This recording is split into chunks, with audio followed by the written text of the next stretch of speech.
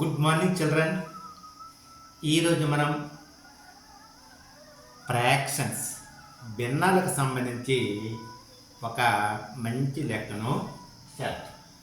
మేడ పైన ఉన్న ఒక తొట్టెలో 105 లీటర్ల నీళ్లు పడతాయి. అది 3/5 వంతు మాత్రమే నీటితో ఉంది. అందులో 15 లీటర్ల నీళ్లు ఉపయోగించబడ్డాయి. ఆ తొట్టెను పూర్తిగా నింపడానికి ఇంకా ఎన్ని లీటర్ల నీళ్లు కావాలి? మనకు ఆన్సర్ ఏ 47 లీటర్లు, బి 57 లీటర్లు, సి 37 లీటర్లు, డి 45 లీటర్లు. అంటే మేడ పైన ఉన్న ఒక తొట్టెలో, అంటే మనం ట్యాంక్ అనమాట, వాటర్ ట్యాంక్. ఈ వాటర్ ట్యాంకులో 105 లీటర్ల నీరు పడుతుంది. అంటే దాని యొక్క కెపాసిటీ 105 లీటర్లు. అందులో 3/5 వంతు మాత్రమే నీళ్లు ఉన్నాయి. ఆ నీళ్ళ నుంచి 15 లీటర్ల నీళ్లు ఉపయోగించబడ్డాయి. అయితే ఆ ట్యాంకు పూర్తిగా నింపడానికి ఎన్ని నీళ్లు అవసరమవుతాయి అని అడిగారు. ఇప్పుడు చూడండి, తొట్టె పరిమాణం ఈక్వల్ టు ఎంతమ్మా? 105 లీటర్లు. తొట్టె పరిమాణం అంటే తొట్టెలో పూర్తిగా పట్టవలసిన నీరంతా 105 లీటర్లు. మరి ప్రస్తుతము ఎంత భాగం ఉంది తొట్టెలో? వీటి భాగం 3/5 వంతు.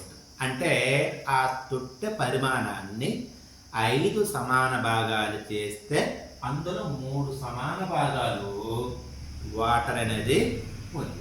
అంటే 3/5 వంతు అనేది ఉంది. మరి 3/5 వంతు ఉంది, కానీ ఆ తొట్టిలో ఎన్ని నీళ్ళు ఉన్నాయి అని తెలియాలంటే దట్ ఈక్వల్ 105 లీటర్లు ఇంటూ 3/5. చూడండి, ఇక్కడ 5 ఒకట్లు 5, 5 2 10, 5 ఒకట్ల 5, 21 మూళ్ళు అంటే 63 లీటర్ల నీరు అనేది ఉంది. ఆ తొట్టులో ప్రస్తుతము 63 లీటర్ల నీరు అనేది ఉంది.